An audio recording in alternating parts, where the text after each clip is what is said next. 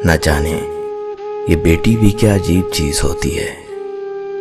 बेटी जब शादी के स्टेज से ससुराल जाती है तब पराई नहीं लगती, मगर जब वो मैके आकर हाथ मुंह धोने के बाद सामने टॉवल के बजाय अपने बैग से मुख्तसर रुमाल से मुंह पोंछती है तब वो पराई लगती है।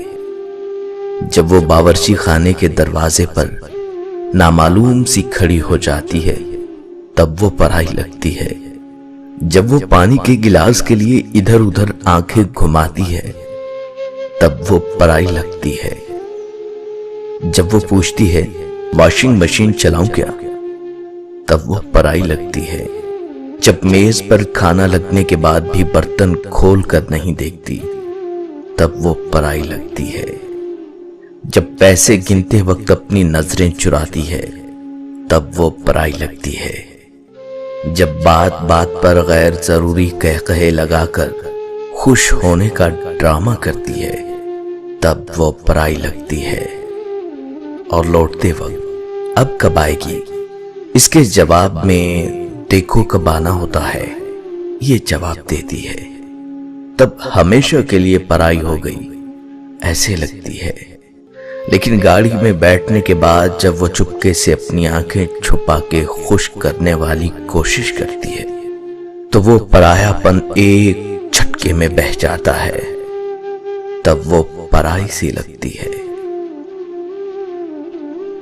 अरे नहीं चाहिए हिस्सा भैया, मेरा मायका सजाए रखना, कुछ न देना मुझे, सिर्फ मोहब्बत बरकरार रखना। पापा के इस घर में मेरी याद बसाए रखना, बच्चों के जहन में मेरा मान बरकरार रखना। बेटी हूं हमेशा इस घर की, ये एजाज सजाए रखना।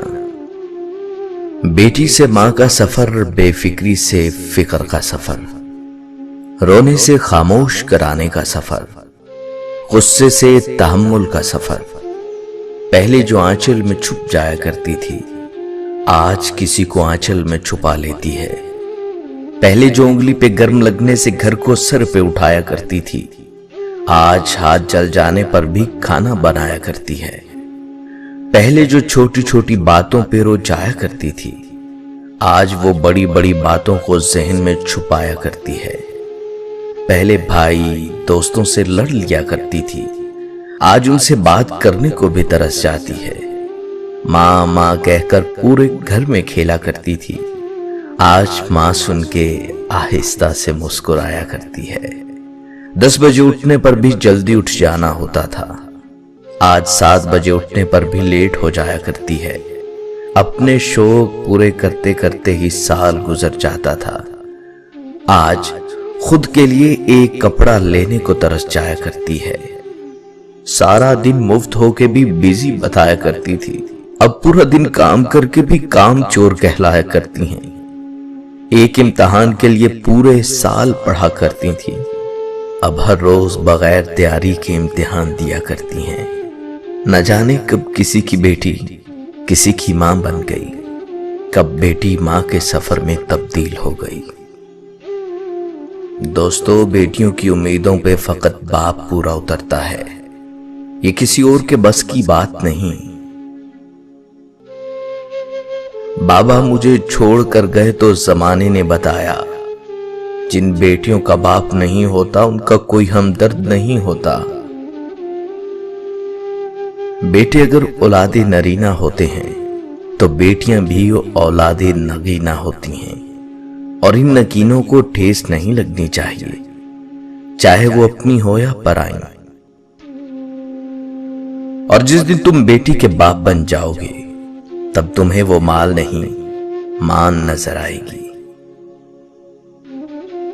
हर बेटी का बाप बादशाह नहीं होता पर हर बेटी अपने बाप के लिए शहजादी जरूर होती है। बेटियों का दुख समझना बड़ा मुश्किल है, उनके लिए तो उसी घर में जगह नहीं रहती जहां वो पैदा होती हैं। बेटे नेमत हैं और नेमतों का हिसाब लिया जाएगा। बेटियां रहमत हैं और रहमत का कोई हिसाब नहीं। बेटियां फूलों की तरह होती हैं और ये फूल आपके घर की जीनत हैं। बेटी रहमत का दरवाजा, बख्शिश का जरिया और जहन्नम की ढाल है। बेटी की कदर करें। बेटियां सबके नसीब में कहां होती हैं। घर जो खुदा को पसंद आ जाए वहां होती हैं।